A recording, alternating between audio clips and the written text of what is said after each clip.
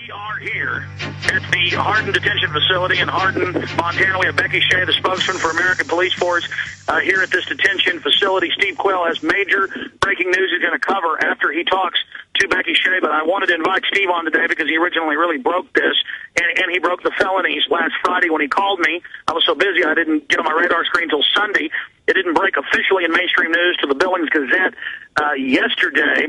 And so it's the front page of the Billings Gazette again today that this Serb gentleman is this 14-time felon. But I wanted to let Steve be able to talk to Becky Shea because she's been very, very helpful and has not been secretive like the other folks out here. So I wanted to hand the phone to her for 5 minutes, and Steve Quayle's going to give us huge breaking news and developments, and then we'll throw it back to Jason Bermas, and I'll call in later in the next hour to recap this after the tour is complete.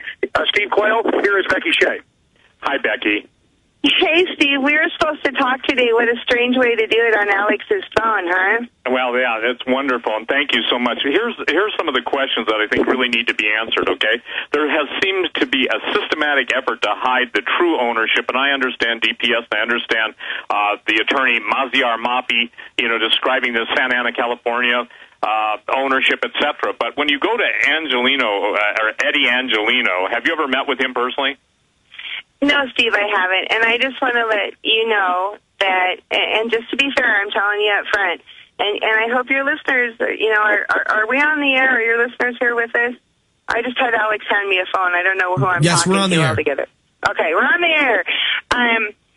I am not going to release the name of anyone we're affiliated with.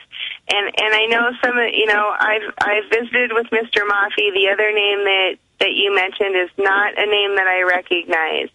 I can speak and will only speak for APF. I can't speak to other corporations that you visited with. Okay. The other thing that I want to let your listeners know, we are sitting in the edge. We are sitting in my black SUV. But there is no other. I am the only person with APF equipment in Hardin. There is no other equipment from APF in Hardin other than me and my laptop in this car. Well, I got to tell you then, Becky, that contradicts multiple eyewitnesses that said initially there were 12, and then it went down to 3.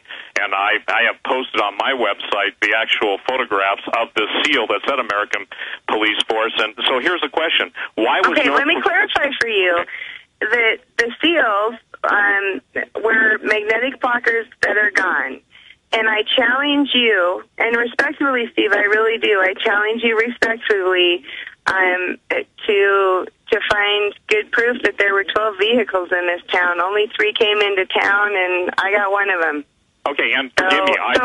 With all due respect to your sources, there were not 12 APF vehicles in this town.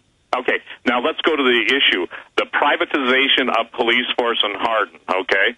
The idea was that there were those decals, and obviously someone gave the order to take them off because it was causing controversy when apparently, and since you won't discuss the ownership of the company, and I respect that, okay? But I'm only going to tell you that there's independent verification that has been supplied to both Alex Jones and myself from people in the law enforcement community showing... No, it's Defense Product Solutions. Yes, absolutely. Foreign ownership and aliases used that would, I think, make most Americans go, there's something going on. Now, are you familiar with the main reason why Alex, myself, and others are concerned when we hear about the privatization and the takeover of police forces in America? You are. So, I mean, again, I don't know. But let me explain. Let's talk about that privatization issue, okay? Okay. Under Montana law, the only entity that can provide law enforcement services is local government. So why they have the hold on one second, Becky. Hold on one second, Steve. Steve, are you getting it that another cutout is Defense Product Solutions out of Karachi, Pakistan? Because that's where the website goes to American Police Force. Yeah, and when I say it to Becky, her eyes light up. That is an additional cutout for Kuwait, okay? And just, I want to put Becky on notice. Becky, not on notice, but I just want to give you information. I'm going to hand you back over to her. Steve, I'm going to hand you back over to her. I just wanted to get that out right now. Folks, This is mega huge because this is the plan for the whole United States. And, Becky, isn't it true that I've seen you quoted in the news and talking to folks on the phone that I've talked to, that American Police Force does play in other facilities around the country? Okay, first of all, I want to explain to people that I have a face for radio, and when Alex came over here and leaned in and yelled into the phone to Steve, my face lit up because I just thought it was funnier than I'll get out. That's the only, I just looked at you and went, oh my God. There's no Serbs, there's no Muslims, everything's fine? You know, you're just talking to a nice Montana girl right now. Steve, let me get back on topic. I need to get back. Boy. I know you are. That's why we're talking. No, I want to get back on topic for just a minute. But if you would please give me the opportunity to respond to the question that we were on when Alex came over and cracked me up. And we were talking about what I was saying was the only way that law enforcement services can be delivered in Montana is through a local governmental entity. Now, that's the city of Hardin. And I'm sure you understand, and I think your Montana listeners understand, but your audience is much larger than that. So give me 3 minutes to explain the context of why Hardin doesn't have a police force. Do we have time to do that? Absolutely. Okay. Back in 1976, Hardin and Bighorn County took advantage or used the structure allowed under Montana law to consolidate their law enforcement services. By doing so, the sheriff's office provides all in law enforcement within the city of Hardin in addition to all of Bighorn County. There has been negotiations between the city and county most recently that have come to the point that they are choosing to deconsolidate law enforcement, and Hardin will create its own police department. Now, folks, think about it. It is incredibly expensive to create, to develop, to build from the ground up a police department. And this community is going to try and do that in one of the poorest counties in the state of Montana. So that amplifies the challenges. This summer, when TRA, Two Rivers Authority, Hardin's economic development arm, was working with representatives of APF to... Alex is leaning in at me again, and I jumped. Becky, hold on one second. Steve, I just want to bring up Article 2, Section 33 of the Montana Incorporation as a state and the legislature and the duly convened powers of the people in the sovereign state of Montana in the United States.